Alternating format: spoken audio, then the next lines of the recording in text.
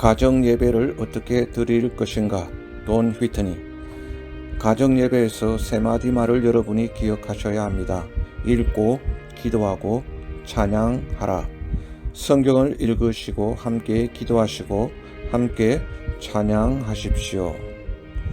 성경에 어떤 것은 회중 예배 때만 하라고 한 것이 명확한데요. 예를 들면 설교가 그렇습니다.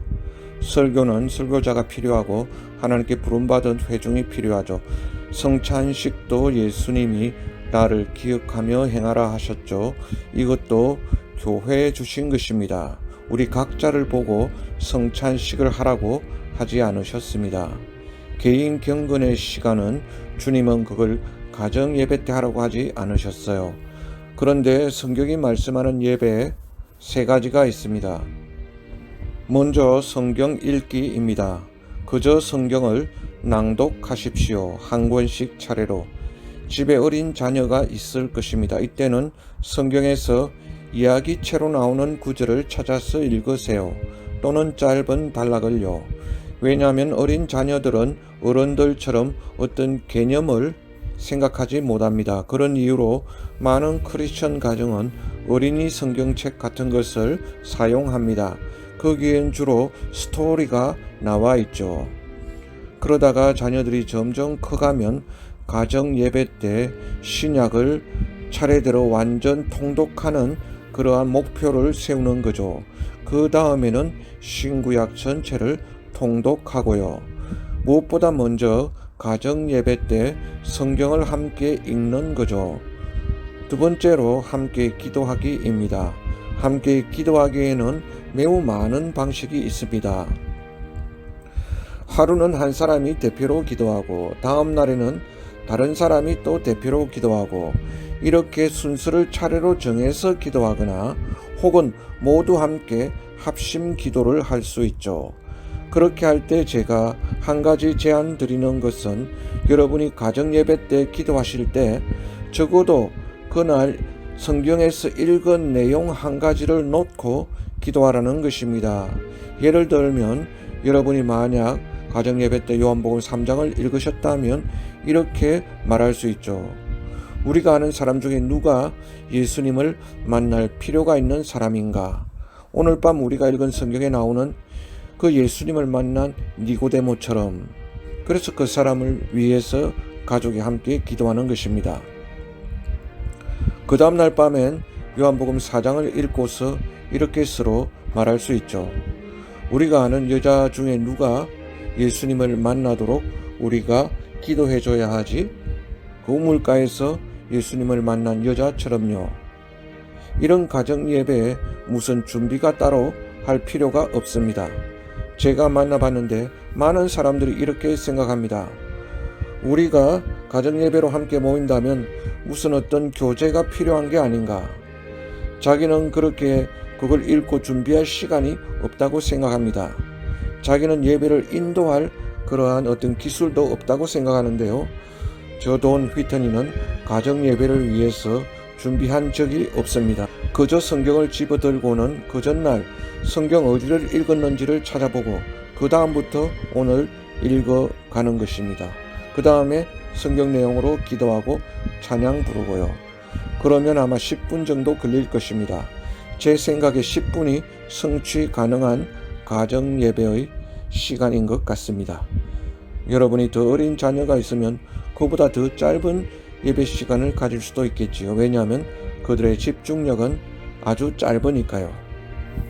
제가 여러분 가정들에게 드리고 싶은 한 가지 격려는, 그런데 제가 여기서 가정이라고 말할 때는 보통은 어린 자녀들을 한두 명 둔 그러한 젊은 부부만을 우리가 가정이라고 얘기하는데요. 제가 말씀드리는 것은 모든 부부를 위한 것입니다. 물론 최근에 결혼해서 아직 자녀가 없는 가정이거나 또는 자녀들이 다 장성해서 가정을 떠날 수도 있겠지요. 또는 가정 예배를 이번에 드리기로 시작하려는 가정일 수도 있겠습니다. 어떤 가정이든지 제 조언은 가정 예배는 부부를 위한 것입니다. 자녀가 있든지 없든지요. 자녀를 위한 게 아닙니다. 1차적으로. 가정 예배를 드리려는 가정에 제가 드리고 싶은 마지막 말은 이런 생각을 가지지 마십시오. 물론 이런 것이 옳다고 해도요, 즉 자녀들을 포함해서 모든 가정 구성원들이 빠짐없이 참석해서 경건하게 양손을 모으고 앉아서 천사와 같은 얼굴 표정을 지으며 드리는 예배, 이런 일은 실제로는 일어나지 않을 것입니다. TV나 영화에서는 일어날지 몰라도요. 이것은 실제 가정에서 벌어지는 현실적인 가정 예배의 모습이 아닙니다. 가정에서는 다들 적나라하게 모입니다. 남들에게 특별하게 잘 보이려고 하지 않잖아요. 가정 예배 때 모습은 꼬마는 마루에서 대굴대굴 구불고요. 또 개가 들어와서 카페트를 더럽히려 하기도 합니다. 이런 모든 것들은 가정 예배 때 실제적으로 일어나는 일들입니다. 가정 예배에 관한 제 경험을 말씀드리면 제 딸과 관련된 가장 아름다운 추억 중 하나입니다. 딸이 기독교 고등학교를 졸업할 때 그 학교는 부모들이 직접 졸업생 자녀에게 졸업장을 수여하는 전통이 있습니다. 그리고 자기 자녀에게 그 졸업장을 건네면서 몇 마디 격려의 말을 하죠. 그러면 졸업장을 받은 그 자녀가 그 부모님께 또 감사의 말을 몇 마디 하는 것입니다. 모든 학생들이, 부모들이 다 보는 앞에서요. 그래서 제 딸이 졸업장을 제게서 건네받았을 때 저와 제 아내에게 짧은 감사의 말을 딸은 이렇게 했습니다. 특별히 아빠인 저를 언급하면서 가정예배가 자기에게 아주 큰 의미가 있었다고 말했습니다. 아마 마이크 앞에서 했겠죠? 그러나 그녀는 오버하지는 않았습니다. 딸은 제 어깨에 기대서 흐느끼기 시작했습니다. 어떤 사람은 그 사진을 찍었어요. 그 장면, 그 사진은 우리 가족의 아주 소중한 사진이 되었습니다. 그러나 그 사진이 찍히기 전에 수천 날 밤 우리 가정 예배가 먼저 있었다는 것이지요. 그런데 단 하루도 그 가정 예배에서 제가 이렇게 엄숙하게 마치지 않았어요. 오 하나님의 성령님, 우리 가정에 오늘 밤 능력으로 임하소서, 이렇게 하지 않았습니다. 오늘 하나님의 임재가 우리 가정에 있습니다, 교회 사는 식으로 이렇게도 하지 않았습니다. 수천 번 가정 예배를 드렸지만 한 번도 그렇게 하지 않았어요. 사실 가장 자주 우리 가정 예배 때 어떠한 느낌은 이렇게 맞춰지는 것입니다. 오늘 밤 가정 예배 때는 별 은혜가 없는 것 같군. 사실 오늘날에도 우리 가정에 딸과 사위와 손주들이 놀러 왔을 때, 다니러 왔을 때 함께 가정 예배를 드릴 때 어떤 모습인지 아세요? 이런 분위기입니다. 다들 이제 전화기 좀 잠시 내려놓으시기 바랍니다. 자, 이제 제가 지금 성경을 읽으려 하는데 여러분 모두 좀 들어주세요. 이런 것이 현실의 집에서 벌어지고 있는 진짜 가정 예배의 모습입니다. 그렇지만 그래도 우리 가정은 의의 나무로 자라고 있는 것입니다. 성경 말씀 이사야서 61장 3절에 나오죠.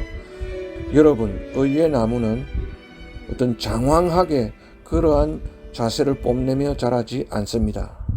남들 눈에 보이게 화려하게 그렇게 자라지 않습니다. 실제로 신앙이 자라나는 모습은 화려하지 않고요.